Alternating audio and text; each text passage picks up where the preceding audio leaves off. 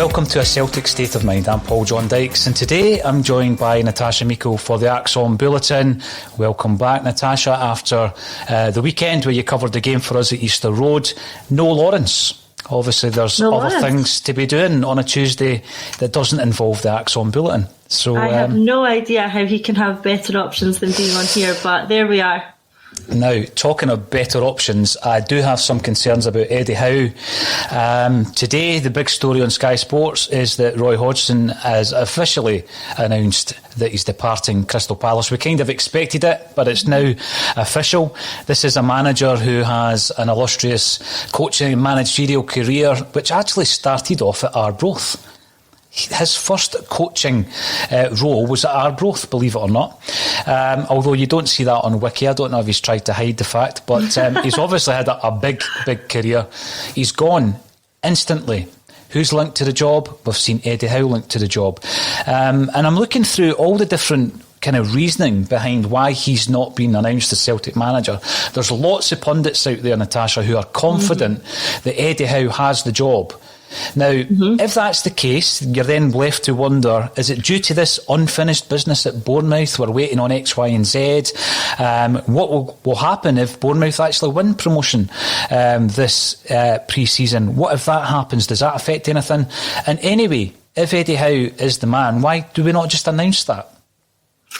I think there's going to be a few different reasons. The one that I'm hearing that seems to be legitimate and gaining a bit of traction is that there are ongoing contractual obligations to Bournemouth. It's been suggested that he's on some sort of garden leave, which I think is probably not the case. What's likely to be the case is that even if his employment is terminated with Bournemouth, there are still certain clauses that can be included in an employment contract that continue after termination. Right. And I wonder, and what's been hinted at is that there's some of these in place, which it's known as restrictive covenants, basically preventing him from getting another job or competing or soliciting staff for a set period of time. So there is a school of thought, and it is a possibility that Howe is still contractually obliged to Bournemouth in terms of these restrictive covenants, which means that he's not free to take up another job for a set period of time after his departure from Bournemouth. Even if that's not the case, what he might not be free to do is work with staff from Bournemouth for a set period of time or solicit them away from Bournemouth. So it's likely that there's these sort of contractual obligations in place that Celtic are at the moment trying to negotiate how out of. So there might be some discussion with Bournemouth going on there. From a Celtic point of view, if you're going to try and release someone from these obligations and get them to you now, it's going to cost money. So if these are in place, and we are just speculating, what could be the case is that Celtic might have to pay a sum of money to Bournemouth, or they just wait until this restriction expires and not have to pay money to Bournemouth. So it could be that. It could be a bit of debate over whether they do pay the money just to get him announced. If he's not going to start until, the summer anyway, why not just wait? Equally, it might be Howe waiting on his backroom team. Look at the position Bournemouth are in at the moment. All these employees who are working for Bournemouth, the coaches, the staff, the physios who he might want to bring to Celtic, are likely to have clauses in their contracts saying that if we get promoted, your wages triple, quadruple, who knows? So if you were them, would you not be waiting to see how Bournemouth progress before then negotiating any salary with Celtic? Because then Celtic might have to pay out more money to compensate for the fact that these staff at Bournemouth are potentially giving up the opportunity of quadrupling their wage on promotion. So there's a lot of contractual pieces of a jigsaw, coming together here. Like I said, this is all speculation. Speaking as fans, we don't know the contractual position with Eddie or Bournemouth or anything, but there's a lot of rumours that this is what's in play, and that might help explain it. Well, we're certainly speaking to the right person when it comes to the employment side of things, Natasha, and that is very interesting to consider, because I think there's a lot of fans like David Bradley who are looking at how the news is developing today. Roy going at Palace a bit worried now. I also think that, some people of a certain vintage have scars of deals looking as though they're over the line and at the last minute them kind of faltering. And I think fairly recently, we've seen something similar in respect of the Ronnie Deila deal. So we didn't expect Ronnie Deila to be the manager. He was part of a wider plan, and the chap who we had in mind for the manager, and it was Roy Keane back then, that whole deal fell flat quite late on in negotiations. And that's my biggest concern, because maybe it's because of the season we've just had, because normally I'm a very positive individual, but maybe it's because of the season that we've just endured. I'm now thinking, what on earth happens if we don't get Eddie Howe? That is a big consideration for me at the moment. And I'm looking around and I'm looking at, John Kennedy and the job that he has done. Totally uninspiring, if you ask me. I don't think that he would inspire a vast number of the Celtic support, and I've got to also caveat that by saying, Natasha, I don't speak for every Celtic fan out there, but my opinion would be that he wouldn't inspire me, John Kennedy. But we may go so far down the line trying to get our number one option that we have to panic at the last minute. That's my big concern. Is that something that you're considering, or is that just because we've been battered all season and the kind of confidence is quite low? I don't know. It would be very typical Celtic to not get someone over the line at the last minute. We look at, even when we're looking at players, when we're looking at McGinn, we're looking at Tony, we're looking at Turnbull first time round, then looking at Roy Keane when he was meant to be appointed manager, and it was Deila. For some reason, we seem to get very, very, very far down the line with someone and then it not come off. I don't know why that is. I don't know why the negotiation seems to break down at that stage, or whose involvement that it is that causes such a breakdown in the negotiation at such a final stage, and why it's happening so regularly. I would hate to see this happen with Howe. And I think the concern that the Celtic fans have is all these examples that I've just given. It wouldn't be out with the realms of possibility for Celtic to throw a negotiation that far down the line. And the issue then is, if not Howe, then who? Because there's no real front runner left once we've taken Howe out of the equation. Celtic fans seem to be very set on it being Howe. The media, even within the media, it seems to be like a sort of well-kept secret that it is going to be Howe, and they're simply waiting on an announcement.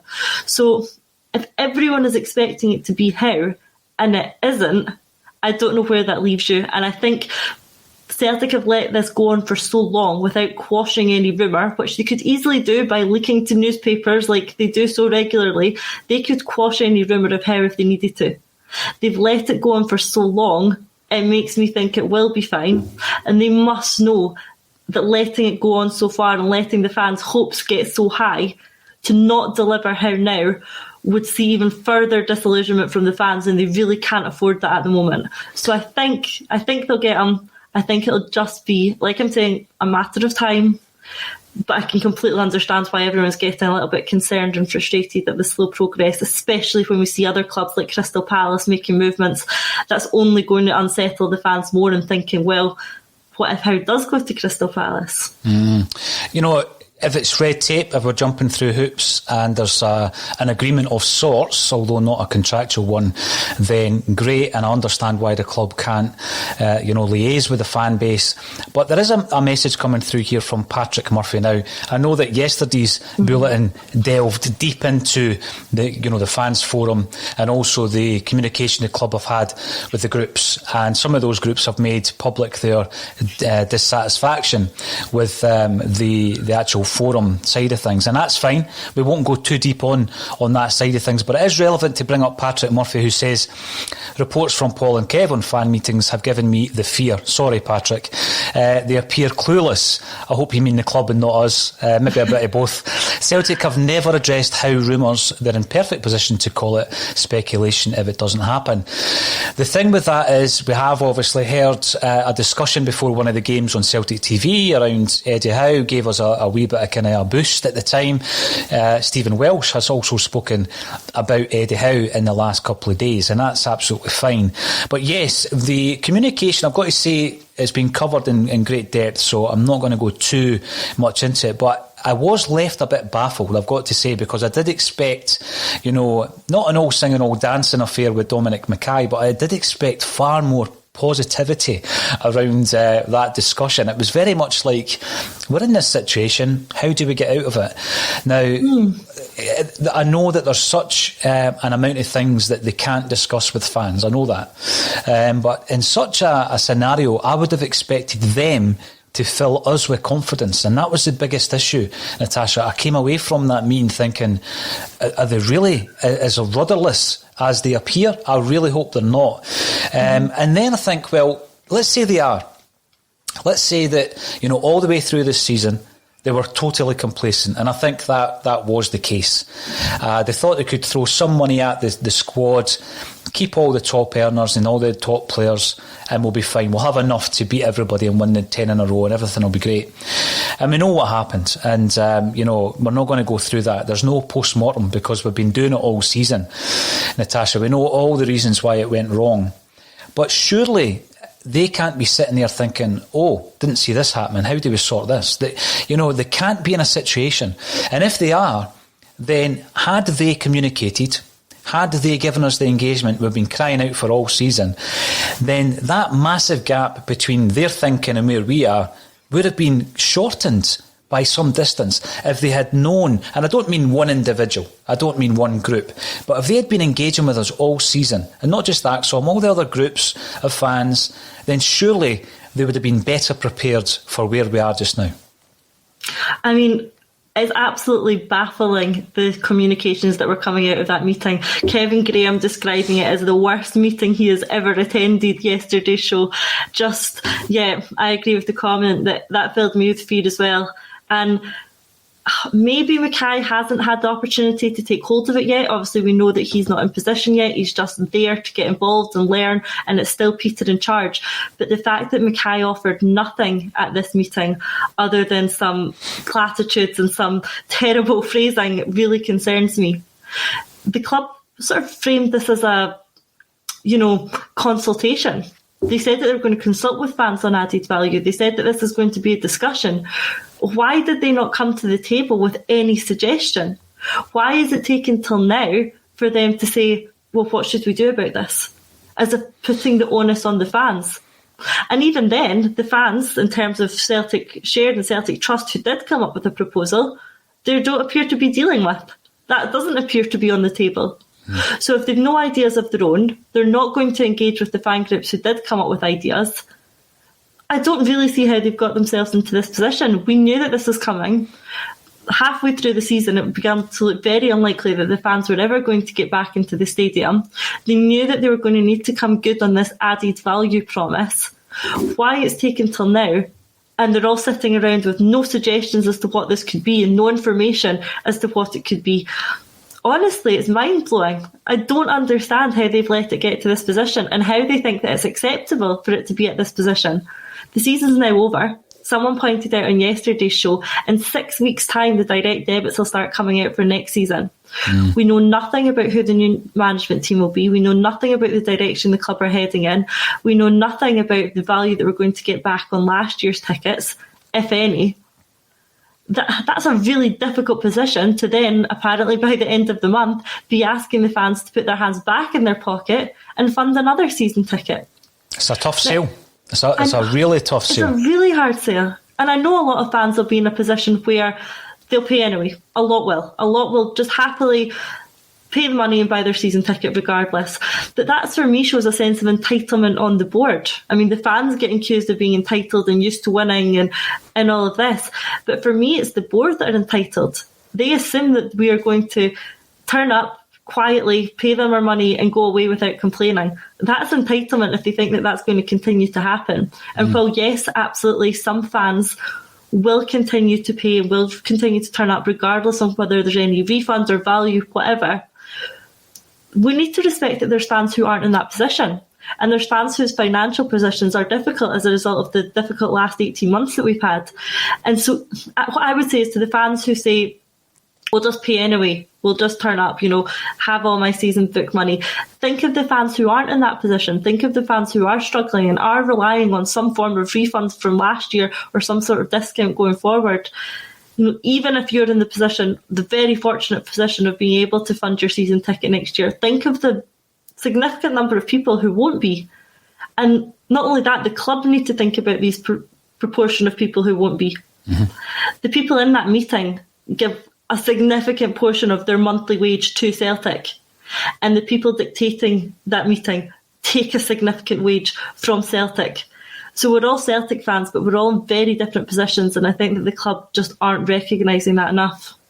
No, you're right. This entitlement, the word crept in when describing Celtic fans this season, and we kind of called that out throughout the season, Natasha, because I just felt it's not an entitlement to have standards for your football club, and when the standards slip, as they undoubtedly did this season from a very early stage of the season, then you've got to question it and you've got to challenge it. But as soon as the Celtic fans did that, we were being called entitled. And I think I put a tweet out just maybe at the weekend, actually, where, I kind of flipped that because I felt as though the board were acting in that way, in an entitled manner. Just to go back on your point there, going out and renewing your season tickets, great if you're able to do it. But to expect, and there was an expectancy, because as soon as the first person who commented at that meeting stated, I'm going to renew multiple tickets from my household and you should all do the same, the actual comment that was made by the chair of the meeting was, that's what we like to hear. Now, he might have been trying to say that in a tongue-in-cheek kind of way, but it didn't come across like that.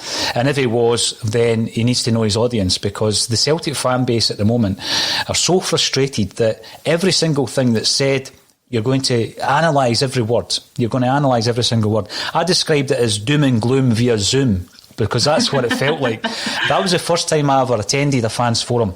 I wasn't invited. I was able to attend via a friend of mine, so I didn't partake or participate in any way, shape or form. Going forwards, I certainly would, and it would be in consultation, I guess, as well, Natasha, with the AXOM kind of audience. I'd be asking, what kind of things do you want us to raise here? And we would be doing it, on behalf of anybody who wants to raise the points.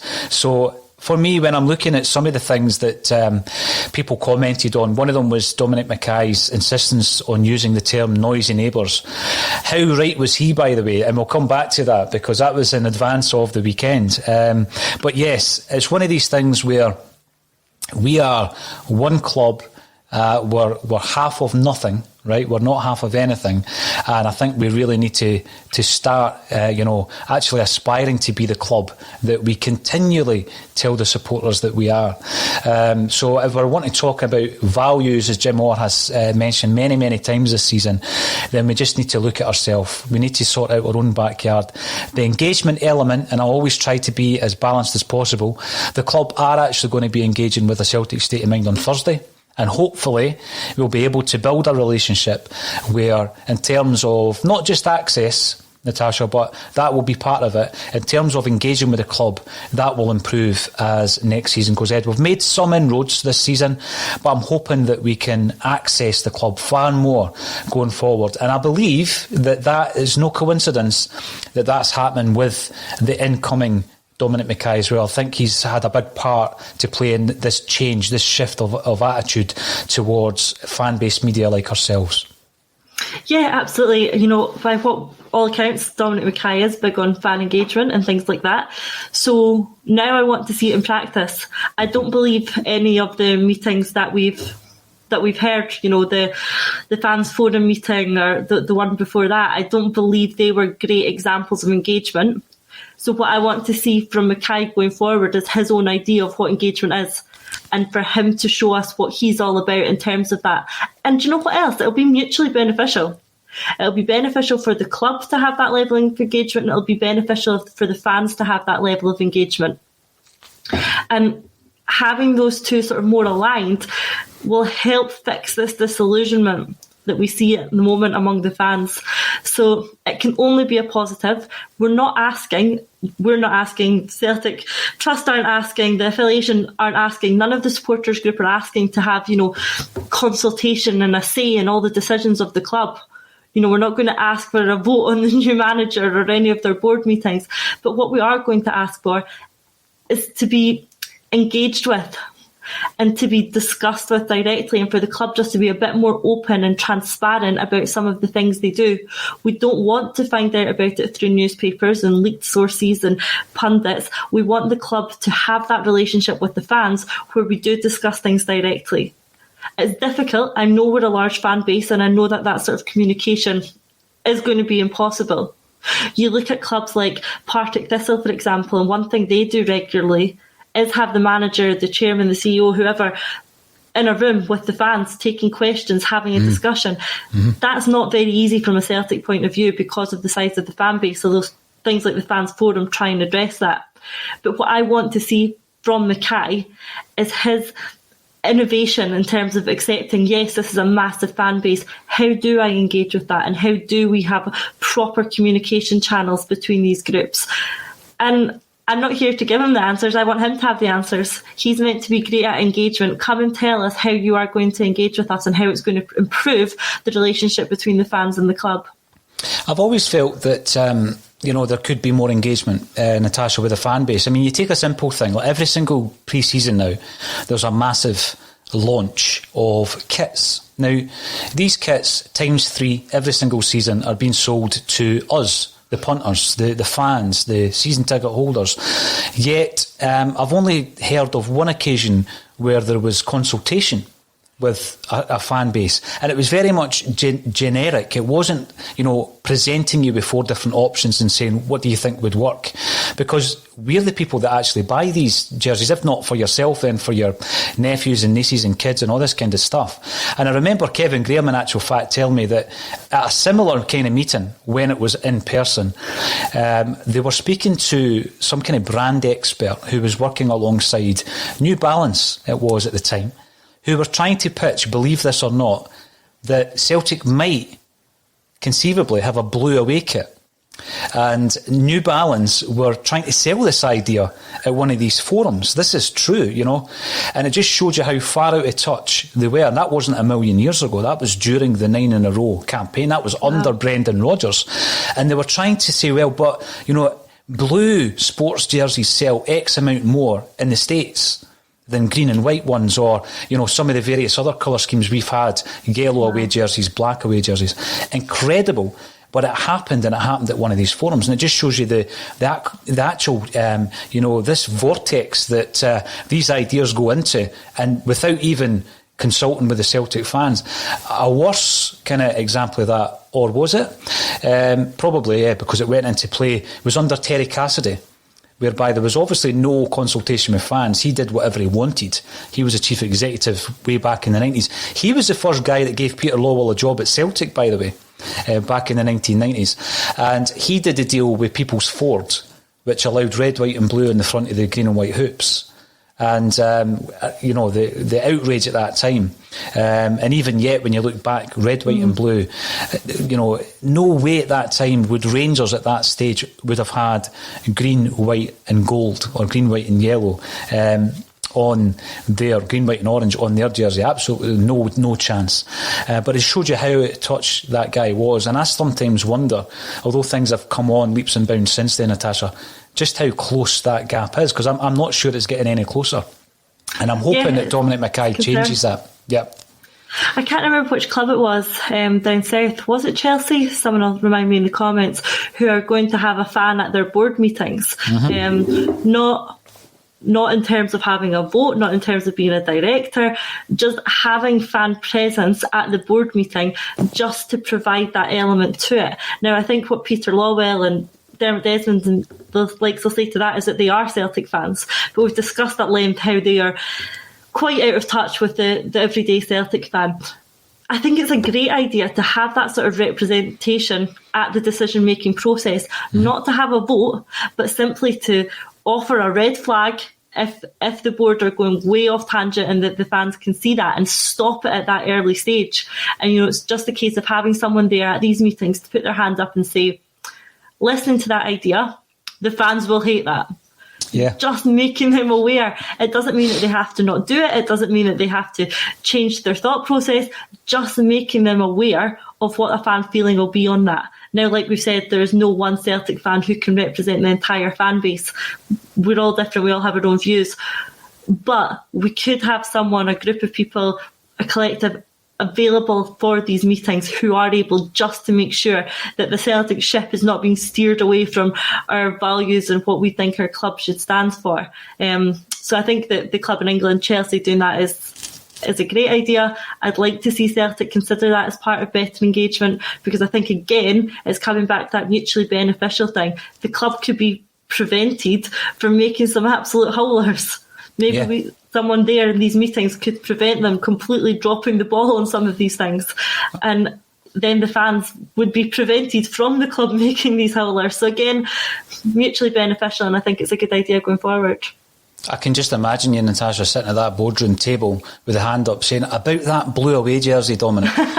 But exactly. I remember having a discussion during the putting together of my Celtic jersey book, which has actually taken 6 years, almost as long as Celtic have taken to announce a new manager. And we were talking to the club about getting a very difficult to find jersey, not one from the 30s or the 40s, because this is all match-worn stuff. It was actually the away kit, Natasha, that was silver and pink. It had a pink caveat on it, right?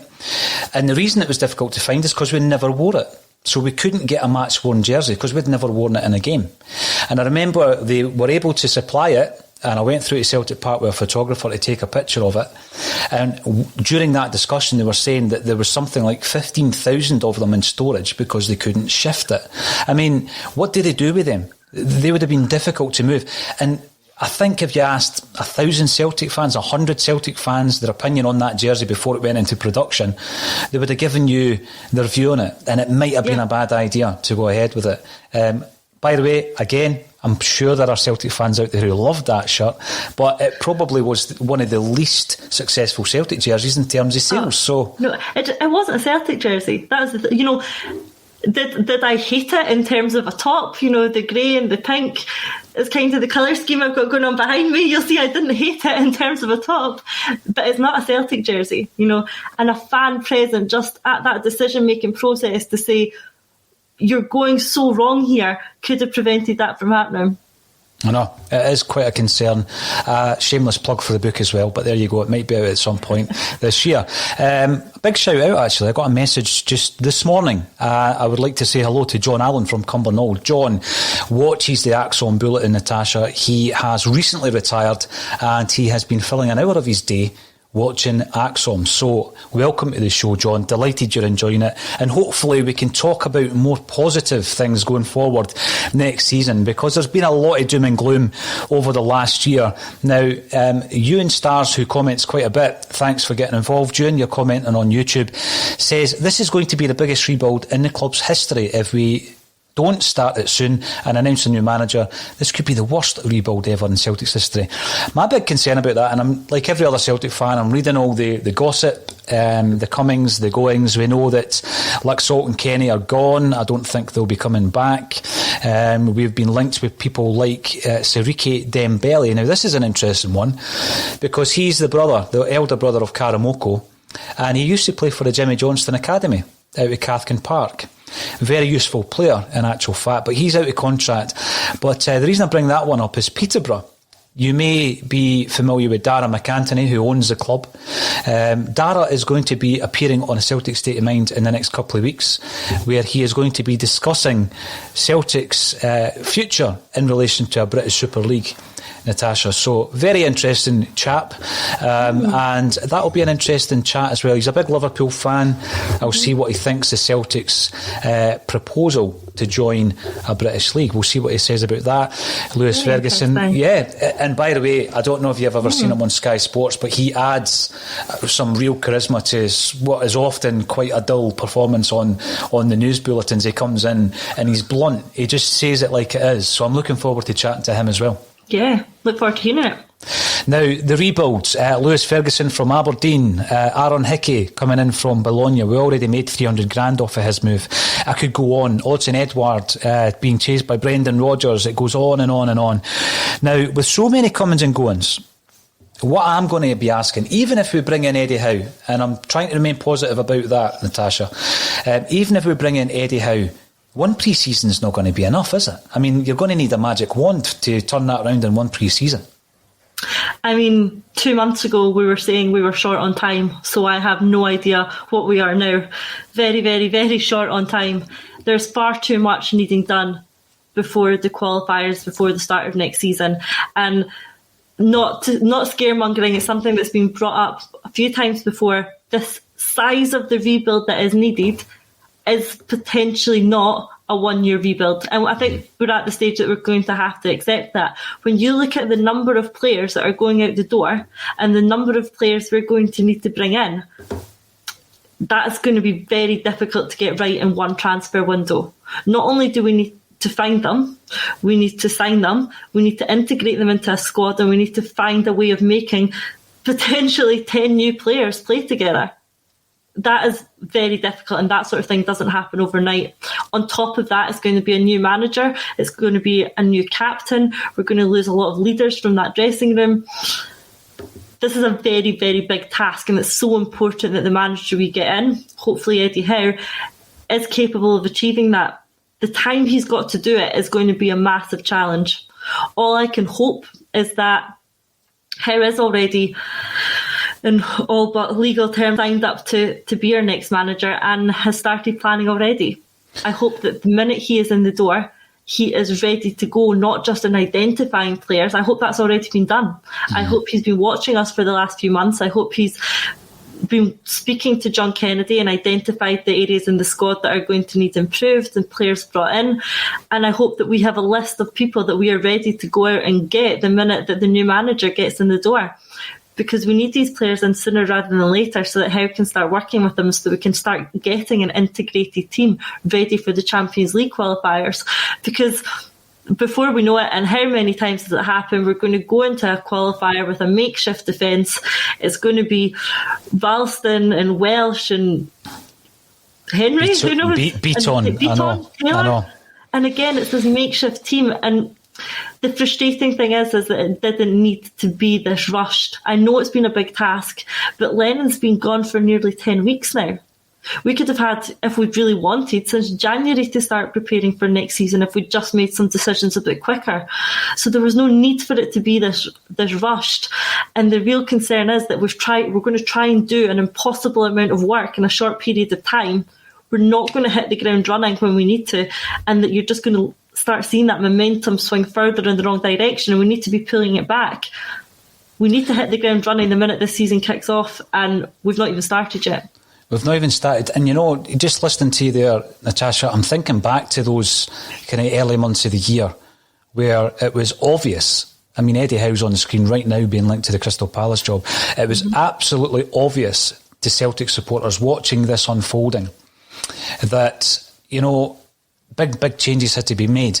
But the thing that concerns me most, having attended that fans forum and seen some of the members of the people within the confines of the boardroom in action, they actually didn't see it coming. This is my biggest concern. They thought, and maybe that was because they were drunk on success, or because they were used to this football club who were on their own specific journey and, we'd all had a good laugh at their expense and the hedge at Brecon and everything else that's happened.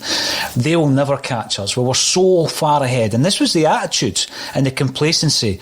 And I remember saying quite early on, we've become fat and lazy and arrogant, and got loads of stick for saying it. But I wasn't calling anybody fat because of their appearance. I meant this is how I felt the Celtic boardroom was. It was lacking the creativity. It was lacking that initiative. It really was. And I think that now that we're looking back on it, it's easy to say, yeah, we were absolutely spot on there. They're so out of touch. Now, what that then concerns me about is the fact that one man coming in, i.e. Dominic Mackay, would need to be some character in order to change the culture. So you've got the culture, we've spoken about that as well, of a football club. What about the culture of a boardroom? Where, they're so complacent that they don't make the changes, Natasha, because everything will be okay, because we're Celtic and, we're dominating and we're rich. Everything will be fine because, their challenge isn't real. Well, it is real. They won over 100 points this season. They absolutely destroyed Celtic this season.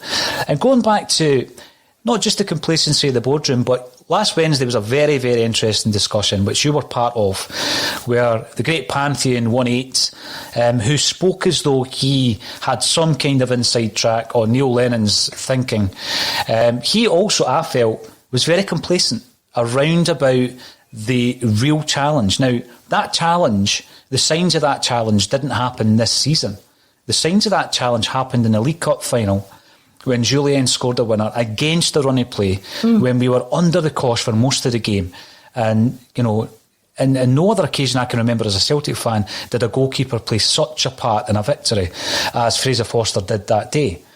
The signs were there then that this Rangers team were sussing out how to beat Neil Lennon's Celtic side, and it has continued kind of since then. Now, people might say that was one game, we still won the league, we still won the 9, we still won the treble. We did. But what happened was that gave them a jag in the arm. That gave them the momentum to believe in the confidence, to believe what Steven Gerrard was telling them. We can actually beat this side. We can topple them. We can win the league. They started believing it, and they started showing it on the park. So the actual rot had set in long time before this season. And I think that's a lot of that is down to the complacency. Did you get that yourself from last Wednesday's discussion, Natasha? Yeah, I did, and it speaks to the complacency across the club, really. And it's so frustrating to say. Celtic should have been so aware of how important this season was to the fans.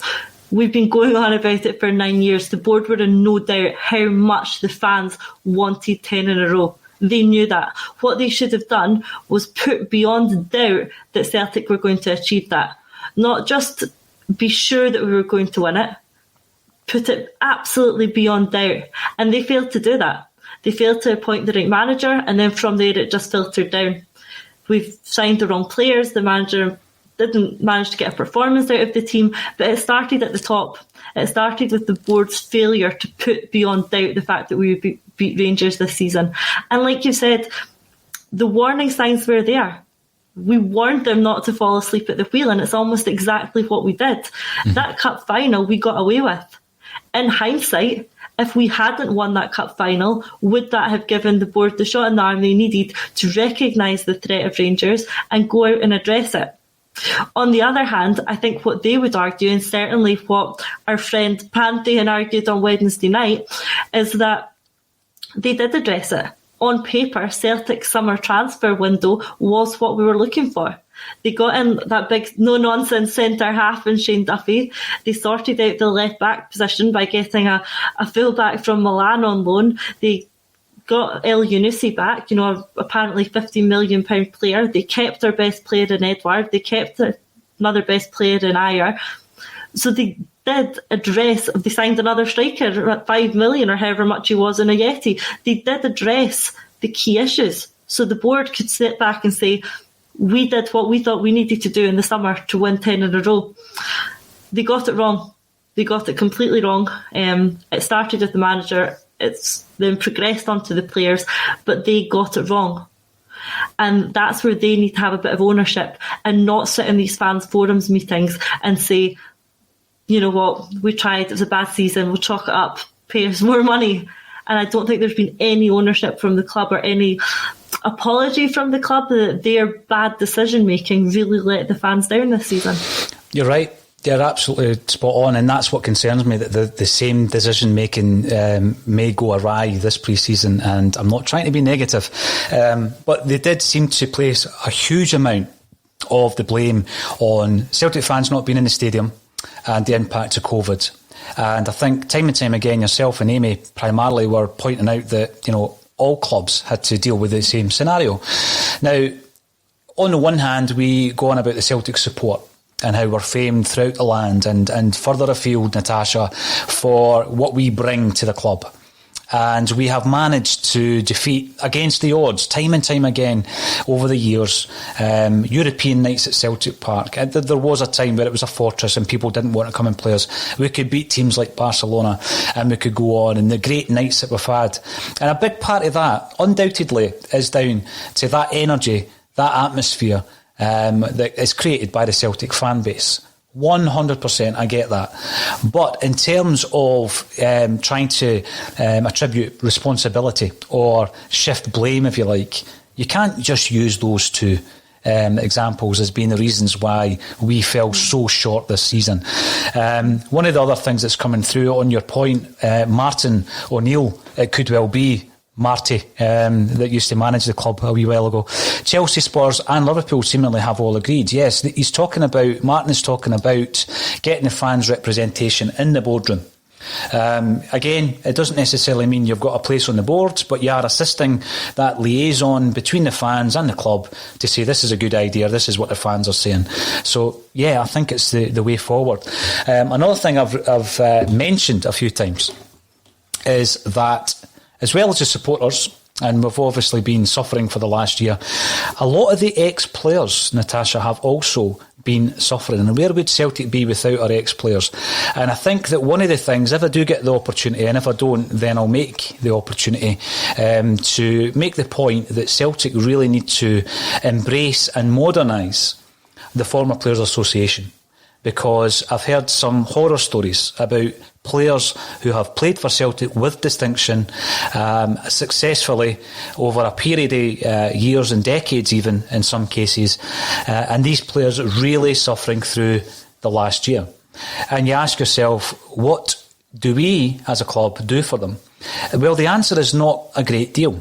And that is the whole function, or one of the main functions of a Former Players Association. Again, we're going into this engagement. Natasha, there's a lot of Celtic players who feel and have felt disengaged with the club for a long, long time. Just to give you an example, I did a book launch back in 2013 up at the Celtic Park, and some of the players had never been back since they left the club. And I'm talking decades had passed, and they'd never been back at the club. So I'm going to give you an example. So one of the examples is from Fairland Athletic.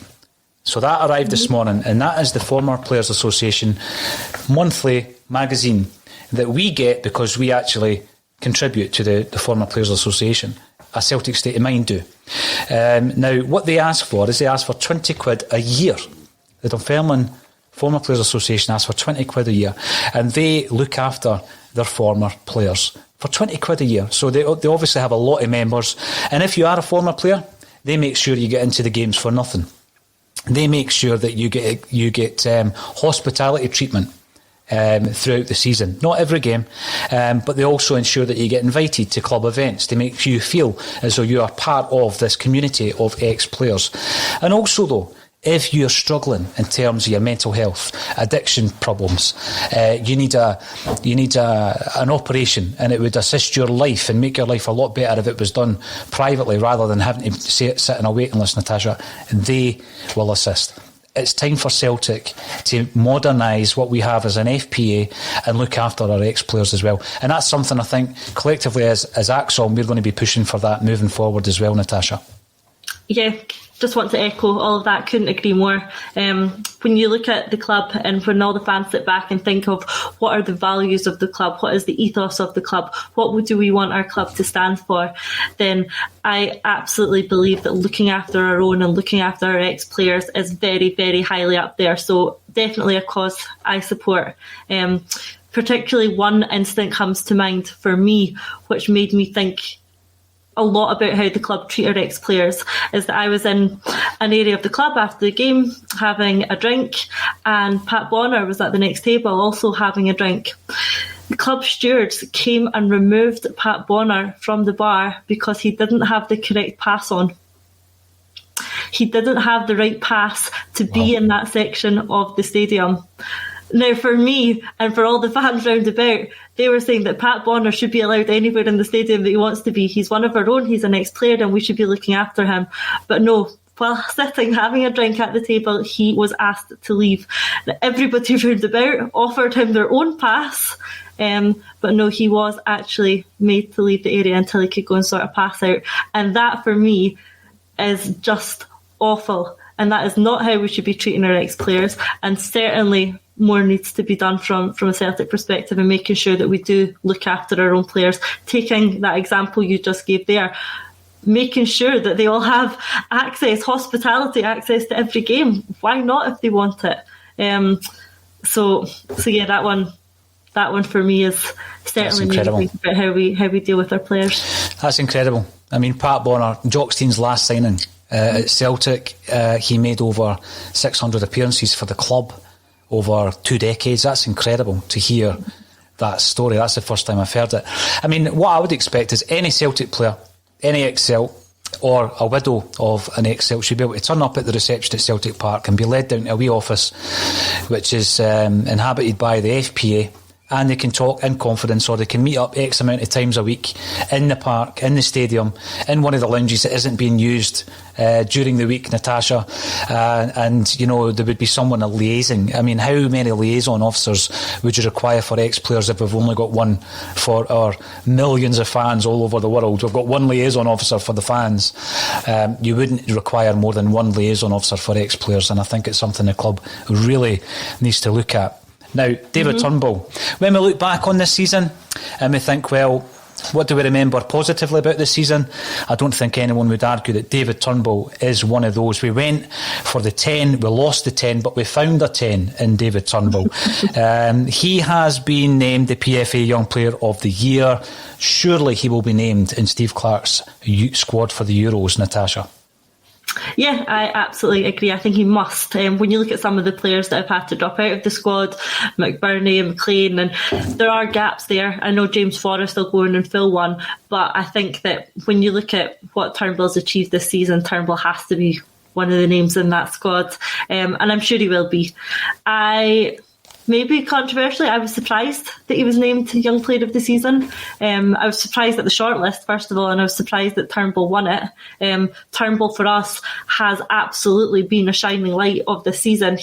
It's been one of the only positives, and seeing him come through does give us a glimmer of hope for next season, that we do have one player there who has the potential to go on and be the first name on your team sheet. But he only played half of a season. Not his fault. Probably the fault of the last management team. He only played half the season. He had a couple of very, very good games at the start of when he started to break through. Then to me, he did go off the boil a bit, but largely so did the whole team. For me, what Turnbull has is bags of potential.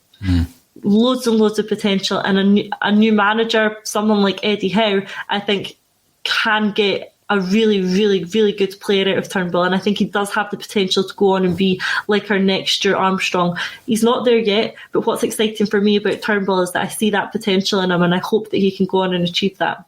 But yeah, in terms of the Scotland squad, he has to be in there. He does. You know, we talk about unearthing talent and, you know, developing players. And when you look at David Turnbull and what he's done in a relatively short space of time at Celtic, you think to yourself, well, he is one of these homegrown talents, not homegrown in such that it came through our academy. But, you know, we've got to look at the Scottish market for various other reasons we've already discussed. And I think he's the shining example of what can happen if you scout the market properly. It came up again last week in the same discussion that you were part of, whereby there was a claim that the reason Neil Lennon didn't play him for a large section of the season was it was part of his recuperation. But you know, Axom also understands that in actual fact the transfer of Turnbull and the fact that we were determined to get him even when that injury was flagged up during the medical, was that there was a real paranoia by Peter Lawwell and others that we were going to miss out on Turnbull, and there would be a McGinn-like kind of issue whereby there's a Scottish talent who may, you know, get back to full fitness and go and prove himself elsewhere.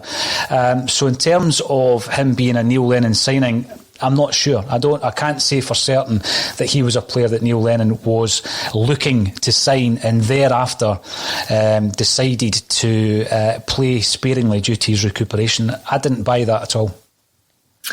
No, me neither. It sounds like a great excuse for someone who is trying to point the finger of blame at this season at anyone other than Neil Lennon.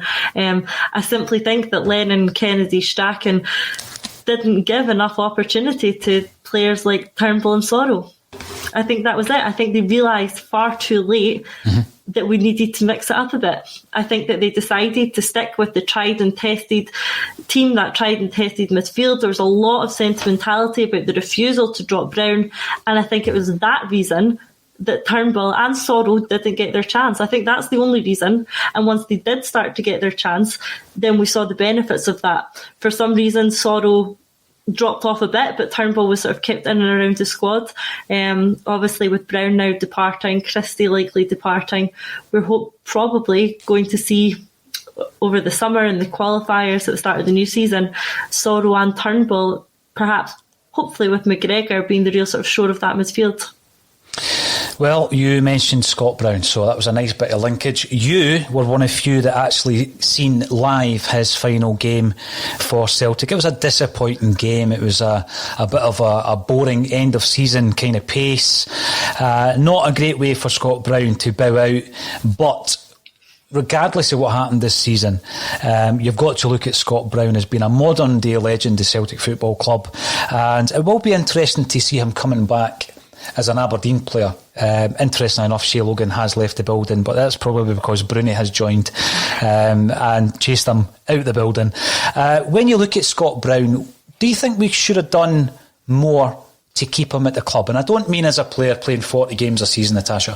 I think in these uncertain times, he would have been a good influence on the changes around about Celtic Park in terms of the amount of people that are coming in that don't know the club, that don't get the club. I mean, we use Tommy Burns as an example, not comparing Brown to Burns. What I'm talking about is he used to explain to Celtic players coming to the club what the club was about, what the standards were, what the culture was.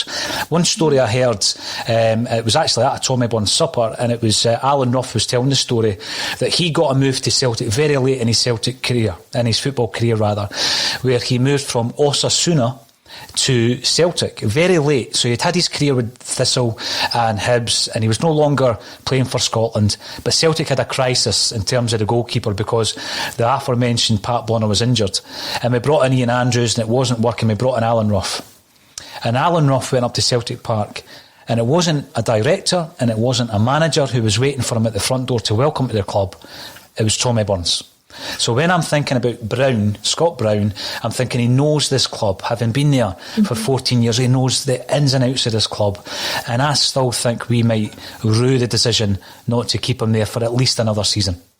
Oh, yeah, I couldn't agree more, and it's something I've said on here plenty of times, that Scott Brown is going to be a massive loss off the pitch. In terms of what was offered to him and what Aberdeen offered, for some reason the Aberdeen role was preferred to him. He said that it was the right time, a new challenge, that assistant manager's role. Clearly, whatever Celtic offered wasn't appealing enough to Scott Brown, and ultimately it was his decision. That leaves me to consider, what did Celtic offer and why wasn't it appealing enough? But, that's a debate that we'll never know. Scott Brown, I think, would have been invaluable going over this sort of transition period, this period of instability that we're coming up to, the amount of players going out, the amount of players coming in. We're losing our CEO, we're losing our manager, we're losing our captain. That stabling presence would have been Scott Brown, and it'll be so missed, and just making sure that the players integrate. You've listened to him over the last the last week of the interviews he's done. He seems to have been absolutely vital in keeping that group of players together, even through the pandemic, checking in, making sure everyone was okay, creating that bond, making sure there was that real team spirit in the dressing room. With so many new players coming in, that's going to be a difficult task, especially without Scott Brown. Callum McGregor, James Forrest, yes, they will be there, but they are not the characters and the personalities and the type of person and player that Scott Brown is. And I think he is going to be an absolutely huge loss. Of course, it was his decision, so wish him all the best at Aberdeen. But I think Celtic will rue not offering him enough to make him turn down that Aberdeen offer.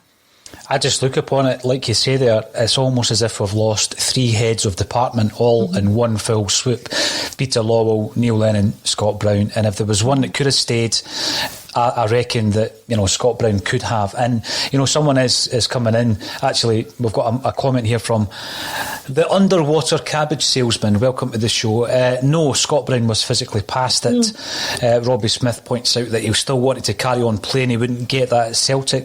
I think, he wouldn't certainly be getting 40 games a season, Natasha, but he could have been there as part of the squad. That's it. We're not saying that he's going to have an influence in the middle of the park every game. I wouldn't have him playing every game. Maybe 10 minutes at the end here or there, maybe 20 minutes, maybe a full game from time to time. He would have been part of the squad, but I'm not saying it's his presence on the pitch we're going to miss, but we'll miss that to an extent. But where the massive, massive loss is going to be is his presence off the pitch. Yeah, definitely. Now, interesting enough, there's a lot of comments coming up saying that Frank Lampard will be named the manager of Crystal Palace. What if another ex-England midfielder is named the manager of Crystal Palace? Because when you look at the situation over the weekend, interestingly enough, almost prophetically, Dominic Mackay was calling Rangers the noisy neighbours. Well, they were pretty noisy. Why am I talking about that in a Celtic State of Mind? Well, it could affect Celtic because they're talking about strict liability for football clubs because of the scenes at the weekend. And you're sitting and thinking to yourself, well, it wasn't us. But when you look at these large-scale situations of disorder, then they're going to use it as a blanket. Natasha, if any changes are made in terms of liability for such carnage, because that's what it was, they'll start hitting clubs and it'll be full liability, strict liability, which means that you then tar everybody with the same brush.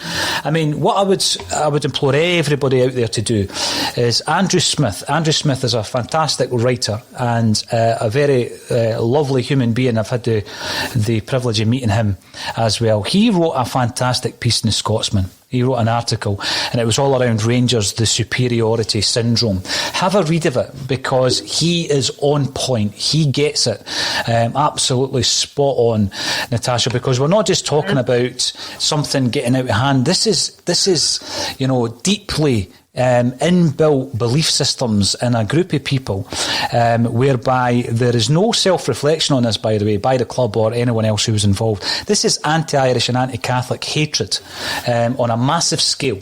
And we've seen it playing out on social media and later on the news. And we had a wee chat before we came online. The one thing I think that's come out of it is we're finally seeing the terminology being used, anti-Irish and anti-Catholic. That's what this is. You can't just say that's sectarianism. And, you can't just say Celtic are part of the problem. That was absolutely on show at the weekend. And if anything can be taken out of it, I think that is the only positive. That we're now talking about the proper terminology. This is anti-Irish and anti-Catholic hatred that is on display every single day of the week. We see it not just in football. You see it in this country, in the workplace, you see it in the street, you see it in public, and you see it on social media time and time again. Anthony Joseph of Sky Sports tweeted out the other day that he had reported some violations to Twitter, and they weren't even deemed appropriate to have violated Twitter's rules. Yep. So there needs to be a change in attitude around this, isn't there, Natasha? I think that's right, and like we talked about off air and on air, the only positive we can take from this is that now people, politicians, journalists, the police are starting to realise that this isn't something that, they can simply brush aside as sectarianism. They're starting to use the proper language. They're starting to call it out for what it is. It is anti-Catholic, it is anti-Irish, and they're starting to use those terms. And that's a small step forward in having it dealt with appropriately. And I hope we do go forward and see it dealt with appropriately. There is this horrible lingering narrative that, it's just a minority and they're not real fans anyway. That's just not an acceptable narrative to try and peddle by saying that, they're not real fans anyway. That's just an attempt by one group to distance themselves from a horrible element of their group by saying they're not part of this group anyway. That's a failure to take ownership of a problem that's symptomatic of your group and symptomatic of the wider society. We can't have that sort of brush aside, it's just a minority. What we need is for everyone to take account and to acknowledge that this is a significant problem within a group and within society and deal with it properly. And only by having everyone deal with it like that, face on, accept it for what it is, call it out, are we going to start to see it eradicated. And until we do that and until we start dealing with it properly, it won't be. This weekend, I think we've seen a slight shift in seeing it, the beginnings of it being dealt with properly, but let's just hope that that's followed through. See, when you look at that unfolding, and unless you're part of, and it's often called the Goldfish Bowl of, Glasgow, in terms of the Celtic Rangers divide, and you're looking from afar, I don't think people realise the extent of the issue up here, and a lot of players are shocked when they come up to Scotland, and a lot of them can't handle it, and a lot of them don't perform for the respective sides as a result of these issues. One concern, I guess, would be that it's going to be hard to attract anyone into that Goldfish Bowl because Celtic are constantly tarred with this, this tag that we are, for some reason, part of something. Obviously, the tweet came out, we're not half of anything. But, when it comes down to broadcasting, for example, the broadcasters want Celtic and Rangers. If it ever comes down to a British Super League, that league will want Celtic and Rangers. If you're someone who is a football manager looking at the job at Celtic, does this actually change your view on coming up? Do you think it becomes less of an attractive proposition? I'd hope not, but you hear people talk about it. One that springs to mind is Paul Lambert, who says that he wouldn't come back to this Glasgow bubble. And yeah, imagine you're Eddie Howe sitting wherever he may be right now, looking at the horrible scenes we saw in Glasgow over the weekend. Do you want to move into that environment? Do you want to bring your family to that environment? I obviously hope that it doesn't change his perception, but as an outsider looking in, as he is, I just worry that this perception of Glasgow and of Scotland is completely tarnished by an element of support who behaved like they did at the weekend. And it's not only a horrible reflection on Rangers fan base, it's a horrible reflection on Scottish football fans and Scotland as a whole, not just to potential managers like Eddie Howe, but to any visitor looking to come to Scotland. Just has to look at those scenes from over the weekend, and it's a horrible indictment of where our society's at, and we really need to eradicate it. Yeah. The world is watching. The world was watching, Natasha, and it didn't make for good viewing, that's for sure. Now, it's been an absolute pleasure, even though we were stood up by Lawrence. He might come back next week. I'll need to see if his diary allows that, Natasha. Let's see what the next week holds. We could be sitting here talking about a new appointment. Let's hope that is the case, and let's hope that it's Eddie Howe. Thank you, everybody, for getting involved on the YouTube, Twitter and Facebook channels, and thank you, Natasha Meikle, for joining me on A Celtic State of Mind.